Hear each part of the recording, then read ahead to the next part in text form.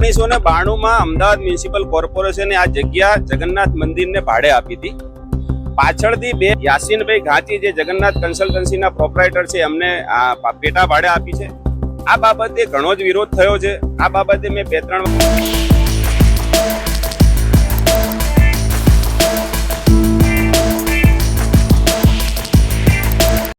નમસ્કાર, હું આપની સાથે પ્રિયા નાયક. આપની પીએન ન્યૂઝમાં સ્વાગત છે. અમદાવાદના શ્રી જગન્નાથ મંદિરને લઈને ઘણા સમયથી વિવાદો ચાલી રહ્યા છે, જેમાં સામે આવી રહ્યું છે કે ઘણા સમયથી તે મંદિરની જે કિંમત છે, માર્કેટની કિંમત છે, તેના કરતાં ઓછા ભાવે ભાડા પેટે આપી દેવામાં આવી છે અને જાણવા મળી રહ્યું છે કે તેમાં જે મંદિરના ટ્રસ્ટીઓ છે તે પણ સંડોવાયેલા છે. ત્યારે આ જ મુદ્દાને લઈને હમણાં પણ જે કમિશનર હતા તેઓ દ્વારા કાર્યવાહી કરવામાં આવી હતી અને જેનાથી મંદિરને ઘણું બધું નુકસાન પણ થઈ રહ્યું છે. ત્યારે આ જ મામલે અતુલ દવે દ્વારા વિરોધ કરવામાં આવી રહ્યો છે. ત્યારે આપણે તેમની સાથે સીધી વાત કરીશું કે શું છે સમગ્ર મુદ્દો અને તેમની માંગ શું છે.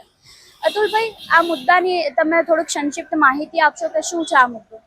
એકચ્યુઅલી 1992 માં અમદાવાદ મ્યુનિસિપલ કોર્પોરેશને આ જગ્યા જગન્નાથ મંદિરને ભાડે આપી હતી. પાછળથી 2018 માં મંદિરના ટ્રસ્ટીઓએ આ જમીન ચેરિટી કમિશનરની પરવાનગી વગર બારોબાર માર્કેટ વેલ્યુ કરતા 10% ભાવે યાસીનભાઈ ઘાંચી જે જગન્નાથ કન્સલ્ટન્સીના પ્રોપ્રાઇટર છે એમને પેટા ભાડે આપી છે. આ બાબતે ઘણો જ વિરોધ થયો છે. આ બાબતે મેં 2-3 વાર પ્રેસ કોન્ફરન્સ પણ કરી. એ પછી મેં ગયા 8/7/2025 જે પત્ર મારી પાસે છે એ પત્ર મેં યાસીનભાઈ ઘાંચીને અને જગન્નાથ મંદિરના ટ્રસ્ટીઓને લખી અને આ વિવાદનો સુખદ રૂપે અંત લાવવા માટે વિનંતી કરી હતી. પરંતુ આજે આટલા મહિના પછી પણ એમના તરફથી આ બાબતે કોઈ જવાબ ન મળતા આજે હું રૂબરૂ એમની પાસે આવ્યો છું. મારી વિનંતી બંને પક્ષોને એટલી જ છે કે ભાઈ આ બાબતે કોઈ પણ પ્રકારનો વિવાદ ન થાય, કોઈ પણ પ્રકારના વૈમનસ્ય ન ફેલાય, એ માટે થઈ અને જે 8.5 કરોડ રૂપિયા HS હોટલવાળા તરફથી એટલે કે જગન્નાથ કન્સલ્ટન્સી દ્વારા મંદિરને આપવામાં આવ્યા છે એ 8.5 કરોડ રૂપિયા લઈ અને જો એ મંદિરની જમીન પરત આપવા માટે તૈયાર હોય તો અમે એમની સાથે રહી અને એમના 8.5 કરોડ રૂપિયા જગન્નાથ મંદિર જે છે એ ટ્રસ્ટીઓ પાસેથી અપાવવામાં અમે એમની સાથે ઉભા રહીશું. અમારી વાત એટલી છે કે જો આટલો મોટો વિષય છે તો આપસી સમજૂતીથી અગર વાત ચાલે તો આ વિષય શાંતિથી પતી જાય એવો છે. બીજું કે ચેરિટી કમિશનરે ઓલરેડી આ સોદો રદ કર્યો છે એટલે જે ભાઈએ જગ્યા લીધી છે ને એમને ભવિષ્યમાં આમાં કોઈ ફાયદો થવાનો નથી.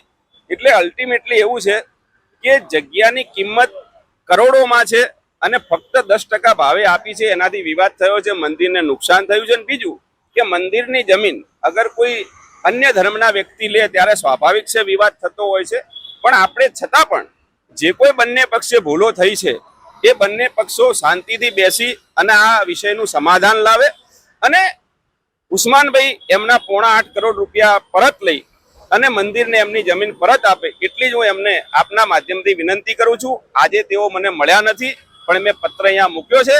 અપેક્ષા રાખીશું કે ઉસ્માનભાઈ આ બાબતે મારો સંપર્ક કરે અને જો એ કહેશે કે હું 8.5 કરોડ રૂપિયા પરત લઈ અને જમીન પાછી આપવા તૈયાર છું તો હું એમની સાથે જગન્નાથ મંદિરે જવા માટે તૈયાર છું. તમે જે હમણાં જે રીતે કહ્યું કે કરોડોની જમીન છે તેને ઓછા ભાવે આપી દેવામાં આવી છે, જે મંદિરને આપવામાં આવેલી જમીન છે તેને બીજાને આપી દેવામાં આવી, જેને લઈને હિન્દુઓની લાગણીઓ દુભાઈ છે, તો તેને લઈને તમારું શું કહેવું છે મંદિરના ટ્રસ્ટીઓને? કેમ કે મંદિરના ટ્રસ્ટી દ્વારા જ આ વસ્તુ કરવામાં આવેલી છે. અમે એટલે માટે જ આવ્યા છીએ કે વિવાદ ઉભો ન થાય. કેમ કે આમાં લેનાર એકચ્યુઅલી નુકસાન કોને થયું છે? મંદિરને પણ નુકસાન થયું છે. હવે જેને લીધી છે એની પણ પરિસ્થિતિ એવી છે કે એમાં એ કશું કરી શકતા નથી.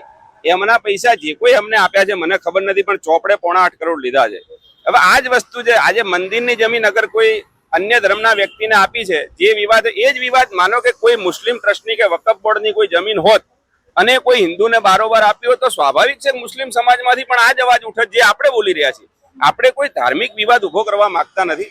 આપણી એટલી જ વિનંતી છે કે ભાઈ 8.5 કરોડ રૂપિયા તમારા પાછા લઈ લો અને મંદિરને એમની જમીન પાછી આપી દો. આપણે જે રીતે જોયું કે જે રીતે જગન્નાથ મંદિરની જમીન છે જે 8.5 કરોડની અંદર આપી દેવામાં આવી છે, એ પણ મુસ્લિમ જે યુવક છે તેને લઈને જ આ મુદ્દો આટલો બધો ઉઠી રહ્યો છે. ત્યારે હવે અતુલભાઈ દ્વારા માંગણી કરવામાં આવી રહી છે કે આ જમીનને ફરી ટ્રસ્ટને જ પાછી આપી દેવામાં આવે અને શાંતિથી આ મામલાને પતાવવામાં આવે. ત્યારે આપનું આ અંગે શું કહેવું છે? અમને કમેન્ટ બોક્સમાં આપના મંતવ્યો જરૂરથી જણાવજો. નમસ્કાર.